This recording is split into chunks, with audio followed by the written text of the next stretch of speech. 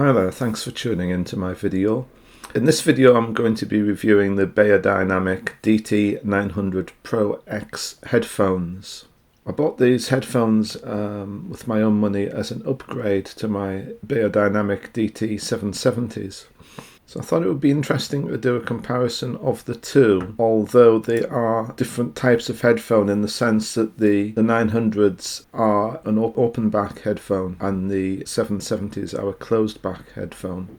After moving house in August last year, I suddenly found I didn't have room to properly set up my KEF Reference 1 loudspeakers, so I had to resort to listening solely via headphones. I already had Beyerdynamic DT770 Pros, the 250 ohm version, which I've been using for quite a while, although the speakers had always been my main source for listening to music rather than the headphones. But I then felt that as I was going to have to use headphones exclusively, at least in the short to medium term, I should invest in some better headphones. I decided I didn't necessarily need to stick with a closed back model, so I started looking at open back headphones. I looked at a few reviews on the Beyerdynamic DT900 Pro X's and they seemed highly regarded. The price was not too high, although a lot more expensive than the 770s. On the face of it, they seemed to offer good value for a UK price of £220.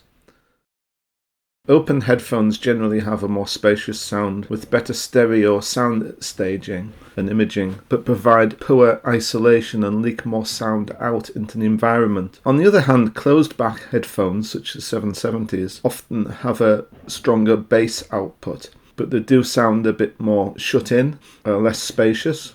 An advantage of closed back headphones like the 770s is they leak less sound into the environment, which may be something you might consider if you don't want to sort of annoy others with your music.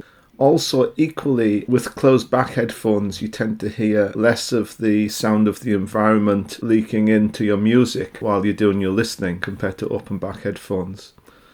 So each have their own pros and cons. Here we have a comparison of the specs of the two headphones. Firstly, the thing that springs out is the difference in price. The 900's approximately double the price of the 770s. Another thing that immediately stands out is the difference in impedance. The 770s have an impedance of 250 ohms, which means they need a reasonably powerful headphone amp to drive them properly to adequate volume levels. On the other hand, the 900s are designed for broader compatibility with various types of devices. They have an impedance of just 48 ohms, which does make it more feasible for them to be used with portable devices like mobile phones and that sort of thing. I wouldn't place too much emphasis on the specs because they don't really tell you an awful lot about how they will sound. The specs are of some relevance, so here they are.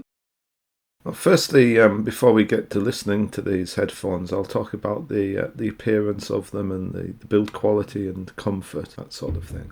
The 770s are a really well-built, robust headphone, especially for the money. They are a rather bargain price at £110 or thereabouts. Sturdily built, these are designed to last. A great thing about them is they have replaceable ear cushions, so should the ear cushions get dirty or damaged or just generally worn, you can replace them. You can buy spares from Beyer. The 770 has a captive lead. It's actually a coiled lead. Unlike the 900, which has a detachable lead and it's a straight lead. The DT900 Pro X actually comes with two leads. You get a 3 meter straight cable and a 1.8 meter straight cable. The connection is via a 3-pin mini XLR. It's a single-sided connection. Now, that's one of the things I like about these headphones compared to others I've had in the past, such as Sennheiser's and other brands with detachable headphones, and that I think the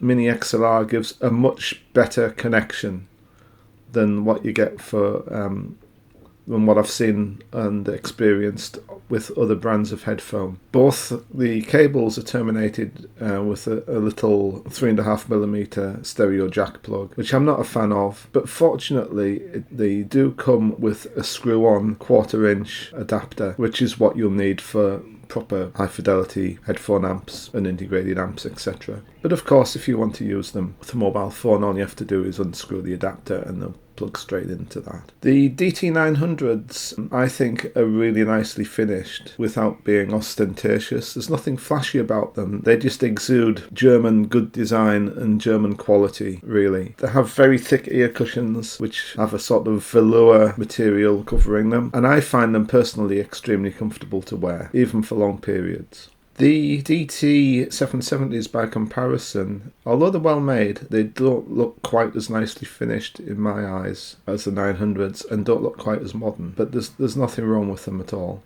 I did find when doing the sound comparison of these two phones is I had to lower the volume slightly when I switched to the 900s from the 770s because they are a bit more sensitive and obviously lower impedance, so they do go louder for the sim volume setting on your amplifier.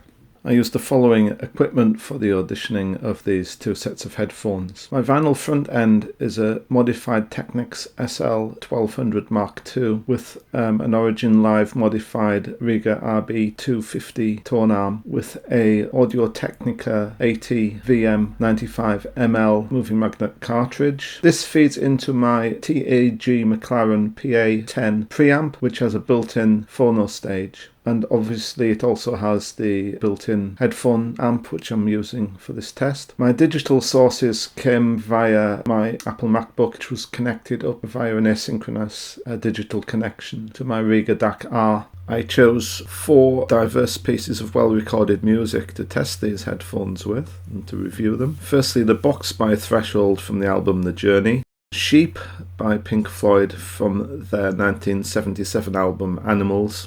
Babylon Sisters by Steely Dan from the album Gaucho, and finally a bit of jazz in the form of Crescent from the album of the same name by John Coltrane. Right, my first listening was done with the 770s. The first piece of music I selected was a Threshold track. Just looking at my notes that I made during this listening session, I noted a restricted soundstage, good bass weight and extension. The treble was slightly harsh, I felt. Midband was not as open as I would have liked. The sound was tonally well balanced. Quite enjoyable sound overall, if lacking a bit of insight. They seemed to work well with this type of music, the 770s. Then what I did was I moved over to the newer 900s. First impression, louder for the sim volume setting. As expected, we got more air and space in the sound. Also wider soundstage, more mid-band clarity. The thing that really stood out as being far superior was the treble quality. It was just far better than the 770s. In fact, I was quite shocked at how much better it was. The bass was slightly less prominent, but still well extended. I found the listening experience over the 900s to be better in every way, except perhaps bass weight.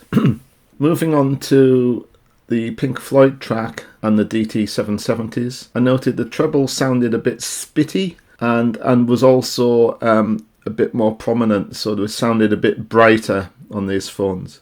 The bass was great, I felt, on this Floyd track with the 770s. There was some sibilance on vocals, which is a negative. Sound stage seemed a bit wider on this track, even through these closed headphones. I hated the treble quality on these. I didn't like it.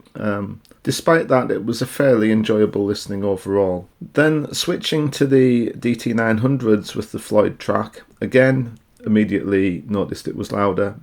But there was greater clarity. I could hear into the mix a lot better. They also sounded less coloured. The mid-band was lovely and open. I felt I could really hear into the recording. The treble level I felt was more balanced. It wasn't quite as bright, but it wasn't dull either. It was just nicely balanced compared to the 770s.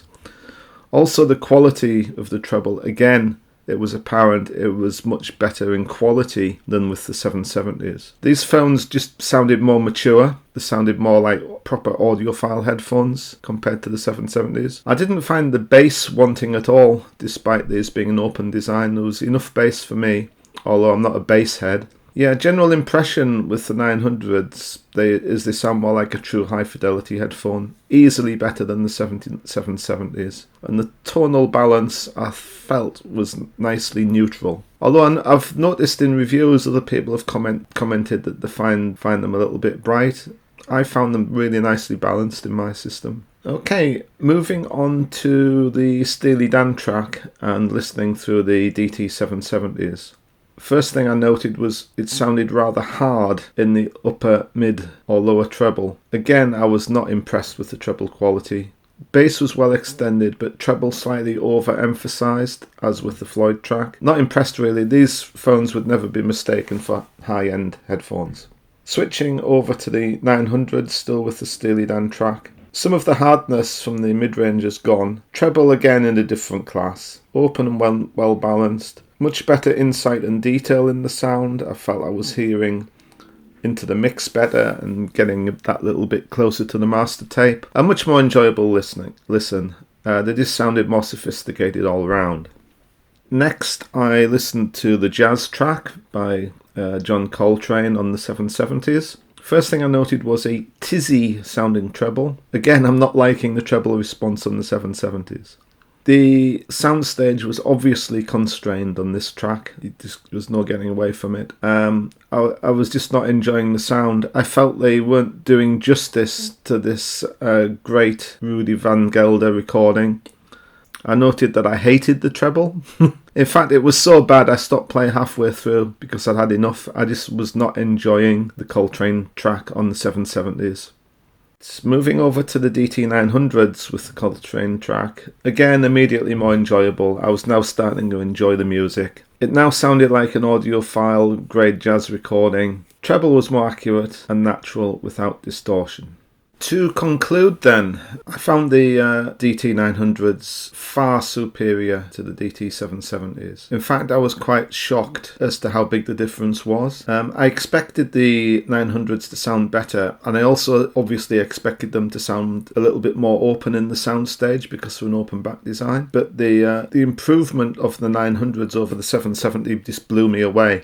Both of these models are aimed by Beyer at the pro market, but that doesn't mean they're unsuitable for home use. In fact, I would argue that the DT900 Pro X's are true audiophile headphones. Based on my experience of various headphones, different brands of headphones, including many Sennheisers, other Beyers, models from Philips and others, I would say that the DT900s are superb value at £220. I wouldn't hesitate to recommend these headphones for the home listener. They just sound excellent.